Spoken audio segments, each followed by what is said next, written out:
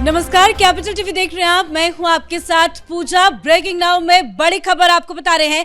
आज से पश्चिम बंगाल में शुभेंदु राज की शुरुआत हो गई है। शुभेंदु अधिकारी ने मुख्यमंत्री पद की शपथ ले ली है। शुभेंदु अधिकारी के साथ साथ दिलीप घोष, अग्निमित्रा पॉल, अशोक कीर्तिके, खुदीराम टुडू और निशित प्रामाणिक ने भी शपथ ली है मंत्री पद की। तो टोटल 6 लोगों ने शपथ ली है, जिसमें से 1 मुख्यमंत्री और 5 मंत्री बनाए गए हैं। तो शपथ से जुड़ी तमाम बड़ी खबर आपको बताएंगे। मेरे साथ जुड़े हुए हैं कैपिटल टीवी के editor in chief doctor Manish Kumar और एग्जीक्यूटिव एडिटर राजीव जी। सर, बहुत भव्य कार्यक्रम किया गया।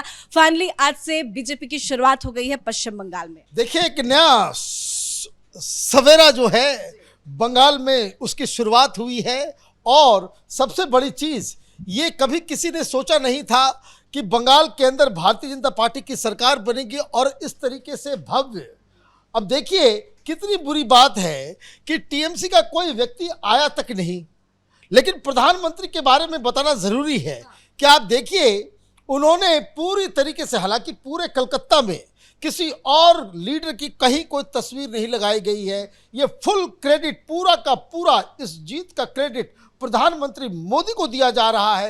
हर तरफ सड़क के किनारे किनारे, ओवरब्रिज के ऊपर, इवन ममता बनर्जी के घर के बाहर लोगों ने प्रधानमंत्री मोदी का कटआउट लगा करके एक मैसेज दिया है कि this is for Narendra Modi. ये इस चीज को समझिए।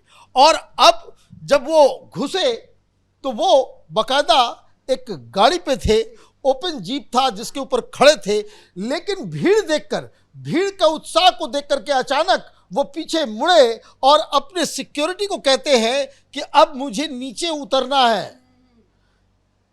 30 सेकंड में सारा मैसेज जाता है और प्रधानमंत्री मोदी वो नीचे पैदल चलते हुए आते हैं वो स्टेज के ऊपर।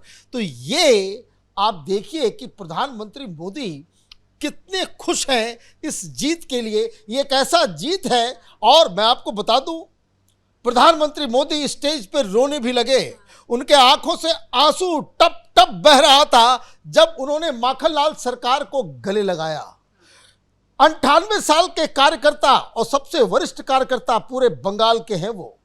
जब भारतीय जनता पार्टी की शुरुआत हुई उस समय जलपाईगुड़ी 3-4 वो नॉर्थ बंगाल के वो कोऑर्डिनेटर थे और किसी भी डिस्ट्रिक्ट के हेड के रूप में वो 8 साल तक लगातार काम किए।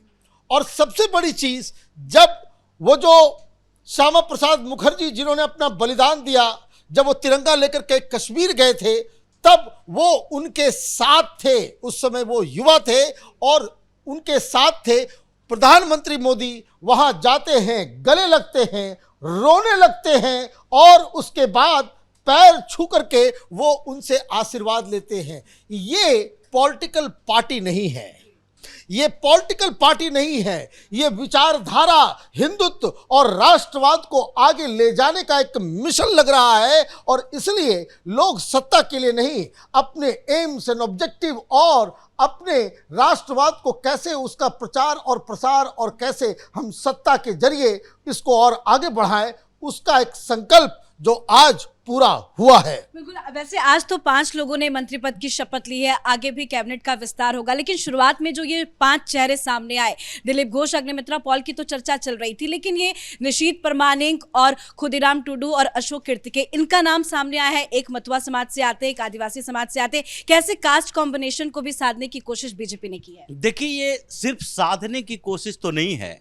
लेकिन आपको वही दिखाना होता है जो आप महसूस करते हैं। अगर पश्चिम बंगाल में भारतीय जनता पार्टी की सरकार बनी और स्टेज पर सिर्फ और सिर्फ शुभेंदु अधिकारी होते, भारतीय जनता पार्टी के दूसरे नेता जिनको मंत्री बनाना है, कैबिनेट का विस्तार अलग चीज है, लेकिन कुछ एक किचन कैबिनेट होता है और उसमें प्रदर्शन किया जाता है कि हाँ, हम किन किन व्यक्तियों को, समुदायों को और क्षेत्रों को अपने पार्टी में, अपनी सरकार में जगह दे रहे हैं। जिन लोगों ने हमें सपोर्ट किया उनको उसका सम्मान मिलना चाहिए। आगे कैबिनेट विस्तार होगा, सामान्य तरीके से शपथ लिए जाएंगे, मंत्री बनेंगे, लेकिन आज का कार्यक्रम जिसमें दिख रहा है कि एनडीए कैसे एकजुट है, प्रधानमंत्री मोदी के पीछे कैसे सारी पार्टियां जो एनडीए के पार्टनर है वो खड़ी है, नॉर्थ से लेकर नॉर्थ ईस्ट तक, साउथ से लेकर ईस्ट तक। हर जगह के जो मुख्यमंत्री हैं, उप मुख्यमंत्री हैं, जो एनडीए के पार्टनर हैं, चाहे एकनाथ शिंदे हो या फिर इधर योगी आदित्यनाथ हो या फिर उधर से खांडू हो, यानी कि सारे राज्यों के जो एनडीए के पार्टनर हैं, साउथ से बुलाया गया था और चंद्रबाबू नायडू भी वहां पर आए। तो ये जो शक्ति प्रदर्शन किया गया, वहां पर अगर केवल सीएम का शपथ लिया जाता और 10 मिनट में कार्यक्रम खत्म हो जाता, लोगों के नजर में भारतीय जनता पार्टी के इस शपथ ग्रहण समारोह में केवल शुभेंदु अधिकारी दिखते। लेकिन जरूरत थी इस बात के लिए कि हर समुदाय को एडजस्ट करने के लिए एक रिप्रेजेंटेटिव तो चाहिए। अगर महिलाओं की बात हो रही है इतने समय से कि नहीं महिलाओं को बागडोर देना चाहिए, प्रधानमंत्री मोदी पश्चिम बंगाल के चुनाव में भी वोमेन रिजर्वेशन बिल को लेकर इतनी चर्चाएं कर चुके हैं, तो इसके बाद जरूरत इस बात की होती है कि एक महिला रिप्रेजेंटेटिव जो आपके कैबिनेट में उच्च दर्जे के होंगे, यानी हो सकता है बाद में डिप्टी सीएम बनाया जाए, तो उसके लिए कम से कम इस स्टेज पर एक महिला मंत्री होनी चाहिए। उसी तरीके से मातुआ समुदाय को इस बीच ममता बनर्जी बड़ा तोड़फोड़ करने की कोशिश कर रही थी। कुछ समय पहले ही उन्होंने कुछ मातुआ समुदाय के लोगों को घर भी दिया था और उसके बाद चुनाव में उसका इस्तेमाल करने की कोशिश की जा रही थी। और जब हर जगह चल रहा था कि देखिए सीए के बाद जो स्लो प्रोसेस रहा है सिटीजनशिप मिलने का उन लोगों को, उसके कारण वो भ्रमित हुए। और टीएमसी में भी चूंकि ये ठाकुर परिवार के अंदर 2 लोग चाल आ रहे थे, इसमें से एक भारतीय जनता पार्टी की तरफ, दूसरी टीएमसी की तरफ, तो इसके कारण जरूरत इस बात की थी कि मातुआ समुदाय से भी एक व्यक्ति ऐसा हो जिसको मंत्री पद की शपथ दिलवाए जाए। और दूसरी तरफ ये ट्राइबल इलाका है, आदिवासियों को आपको सम्मान देना पड़ेगा, तो इसलिए आदिवासी समुदाय से भी लाया गया। तो ये जो कॉम्बिनेशन दिख रहा है कि एक तो एनडीए का शक्ति प्रदर्शन, दूसरा पश्चिम बंगाल के हर क्षेत्र का ध्यान रखा गया है और हर क्षेत्र और हर समुदाय को कम से कम ये प्रदर्शनात्मक प्रभाव में हिस्सेदारी मिले, इसकी कोशिश की गई है। प्रधानमंत्री मोदी या अमित शाह इसीलिए तो इसी एडजस्टमेंट के लिए वहां गए थे और ये सारा देख रहा है, और जिससे ममता बनर्जी के खेमे में और भी खलबली ज्यादा बढ़ रही। और इसका संदेश भी काफी बड़ा जाता है क्योंकि हर समुदाय को साधने की कोशिश की गई है, तरजीह दी गई है। लेकिन जब मन से कुछ तस्वीरें आती है तो उसका संदेश भी बहुत बड़ा होता है। सर ने बताया कि एनडीए का शक्ति प्रदर्शन हमने देखा, लेकिन कोई ऐसा प्रोटोकॉल नहीं होता कि आप किसी से मिलते हैं तो गुलदस्ता दे रहे हैं या शॉल उड़ा रहे हैं। लेकिन जब शुभेंदु अधिकारी योगी आदित्यनाथ के पास जाते हैं मिलने के लिए तो वो उसे भगवा पट्टा पहनाते हैं। इसकी चर्चा भी बहुत ज्यादा हो रही है। क्या संदेश देना चाह रहे थे योगी जी? देखिए, आपने बड़ा अच्छा सवाल किया है। आपने इस स्टेज को देखा, मां दुर्गा ठीक पीछे बैकग्राउंड में नजर आ रही है, वो आशीर्वाद दे रही है। और वहां कालीबाड़ी का जो पूरा का पूरा जो मंदिर का जो स्ट्रक्चर है वो बैकग्राउंड में है। आप अटल बिहारी वाजपेयी की तस्वीर लगा सकते थे, आप जो है आडवाणी जी की लगा सकते थे, आप भारत माता की तस्वीर लगा सकते थे, लेकिन भारतीय जनता पार्टी है। आपको जनता ने किस चीज के लिए चुना है वो फोकस आपका हिलना डुलना नहीं चाहिए। और उसी संदर्भ में आप देखिए, उनको भगवा पट्टा पहनाया जाता है कि यही है जिसको आपको आगे लेकर के चलना है, इसी को संभाल के लेकर चलना है। किसी भी देश के किसी भी पार्टी के द्वारा जब कभी भी कोई शपथ समारोह होता है, आपने देखा कि कभी किसी प्रतीक चिन्हों को बकायदा बैकड्रॉप में रखा जाता, वो अचानक से चांद तारा, ये वो सेकुलरिज्म का ये जो कीड़ा है, ये जो सेकुलरिज्म की अफीम है, वो चाट करके वो बैकग्राउंड बनाते हैं। यहां सीधे सीधे मैसेज है कि हिंदुत्व की जीत हुई है।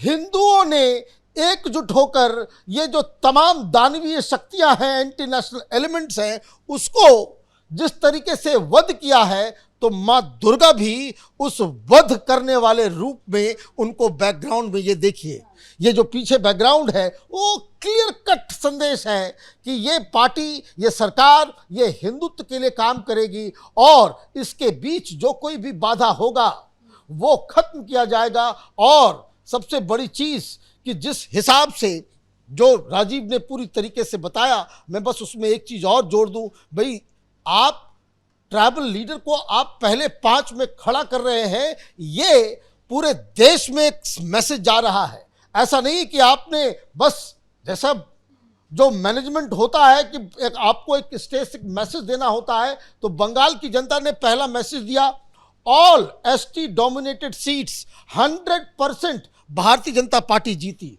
राष्ट्रपति जी ट्राइबल कम्युनिटी से आती हैं। आप देखिए जहां जहां सरकार बनी है ट्राइबल्स को अलग महत्व दिया गया है। आपके अभी 2 ट्राइबल जो है, छत्तीसगढ़ हो, उड़ीसा हो, उसके मुख्यमंत्री आपने बनाया है।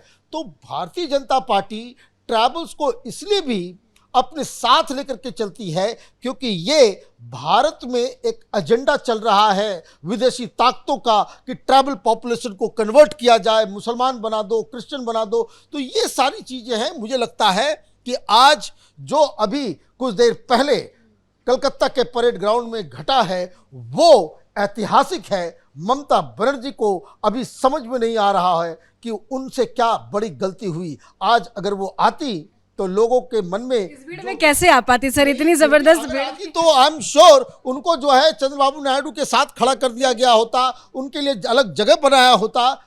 She has played like a bad loser। ये आज उनको नहीं करना था। खैर, आज जिसका इंतजार था वो पूरा हो गया, अब तो शपथ ग्रहण भी हो गया है। अब आगे क्या होगा? देखिए, आगे करने के लिए अमित शाह ने पहले ही प्लान बना लिया है और ये 2 दिन से जो मीटिंग चल रहे थे अलग अलग जगहों पर, वो इसी बात के लिए मीटिंग चल रहे थे कि आगे पहले कैबिनेट का फैसला क्या होगा।